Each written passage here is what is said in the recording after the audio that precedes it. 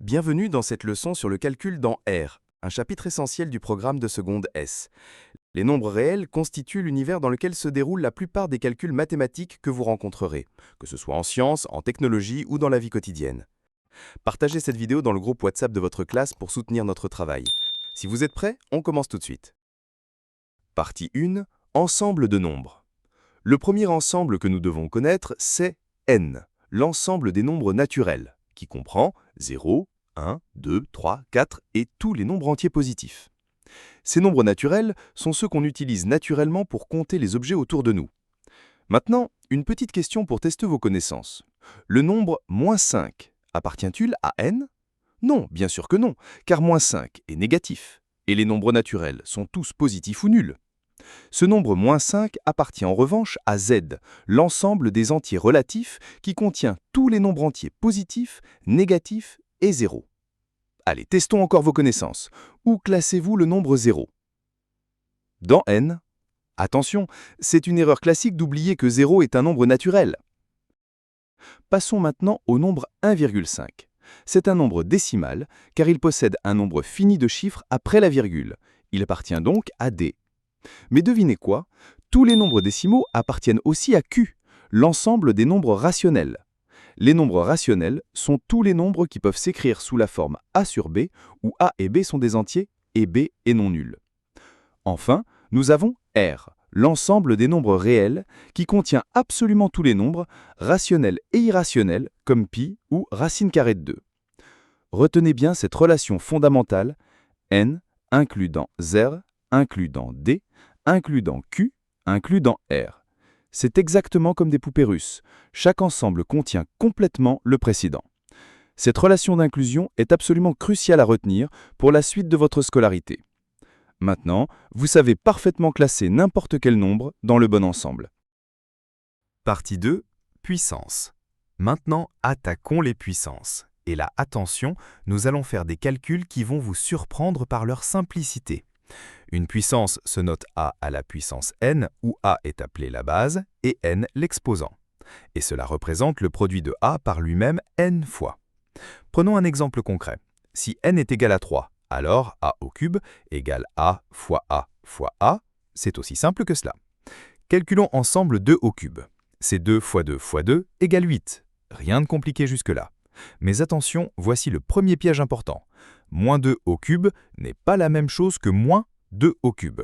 Dans le premier cas, moins 2 au cube égale moins 2 fois moins 2 fois moins 2 égale moins 8, car nous multiplions 3 nombres négatifs.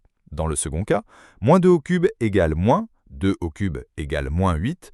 Nous calculons d'abord 2 au cube, puis nous mettons le signe moins.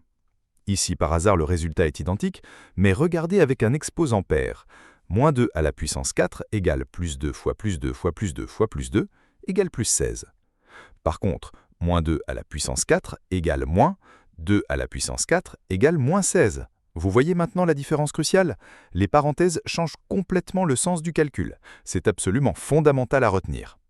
Voici une règle mnémotechnique. Un exposant pair avec un nombre négatif donne toujours un résultat positif. Un exposant impair conserve le signe négatif. Maintenant, découvrons les propriétés magiques des puissances qui vont vous faire gagner un temps précieux dans vos calculs. Première propriété, a à la puissance m fois a à la puissance n égale a à la puissance m plus n. On additionne simplement les exposants quand on multiplie des puissances de même base. Exemple pratique, 2 au cube fois 2 à la puissance 5 égale 2 à la puissance 8. Vérifions, 8 fois 32 égale 256 et 2 à la puissance 8 égale 256. C'est magique, ça fonctionne parfaitement. À votre tour maintenant, calculez 3 au carré fois 3 à la puissance 4. La réponse est 3 à la puissance 6 égale 729. Bravo si vous avez trouvé. Deuxième propriété tout aussi importante, braquette a à la puissance n, braquette à la puissance m égale a à la puissance n fois m. On multiplie les exposants quand on élève une puissance à une puissance. Troisième propriété, a à la puissance n sur a à la puissance m égale a à la puissance n moins m. On soustrait les exposants lors d'une division de puissances de même base. Et maintenant, les identités remarquables, ces formules que tout élève de seconde doit absolument connaître par cœur. La première et la plus importante, braquette a plus b braquette au carré égale a carré plus 2ab plus b carré. Cette formule est votre meilleur ami en mathématiques. Répétez-la. A plus B le tout au carré égale A carré plus 2AB plus B carré. A plus B le tout au carré égale A carré plus 2AB plus B carré. Prenons un exemple concret avec x plus 3 au carré. Ici, A est égal à x et B est égal à 3. Donc x plus 3 au carré égale x carré plus 2 fois x fois 3 plus 3 carré égale x carré plus 6x plus 9. Maîtrisez ces concepts et les puissances n'auront plus aucun secret pour vous. Partie 3. Racine carrée. Parfait mes amis. Maintenant que nous maîtrisons parfaitement les puissances, plongeons dans le monde fascinant des racines carrées. C'est un sujet qui pose souvent des difficultés aux élèves. Mais avec les bonnes méthodes, vous allez voir que c'est en fait très logique. Commençons par la définition fondamentale. La racine carrée d'un nombre réel positif a, noté racine de a, est le nombre positif dont le carré est égal à a. Attention, c'est crucial. On ne peut prendre la racine carrée que d'un nombre positif ou nul. Pourquoi ? Parce qu'un carré est toujours positif, donc racine de moins 4 n'existe pas dans R. Voici les propriétés essentielles à retenir absolument. Première propriété, racine de a au carré égale a. C'est évident par définition. Deuxième propriété, plus subtile, racine de a au carré égale la valeur absolue de a. Pourquoi ? Parce que si a est négatif, moins a au carré égale a au carré, mais racine de a au carré doit être positif, donc c'est la valeur absolue de a. Prenons un exemple concret. Racine de moins 3 au carré égale racine de 9, égale 3, égale la valeur absolue de moins 3. Vous voyez la logique ? Troisième propriété magique, racine de AB égale racine de A fois racine de B.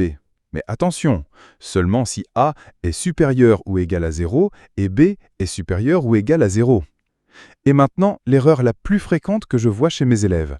Non, racine de A plus B n'est pas égale à racine de A plus racine de B. Par exemple, racine de 9 plus 16 égale racine de 25 égale 5. Mais racine de 9 plus racine de 16 égale 3 plus 4 égale 7. Vous voyez bien que 5 n'est pas égal à 7.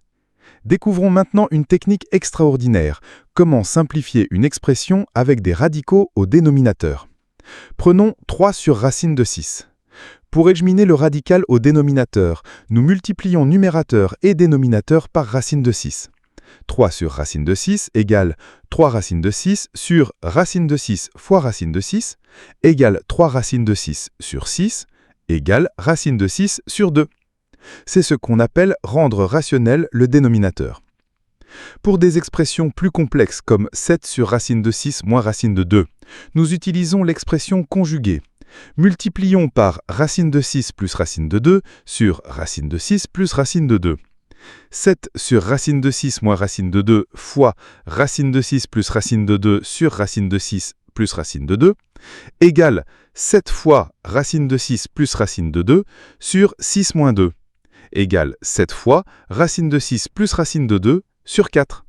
Maîtriser cette technique, elle est fondamentale.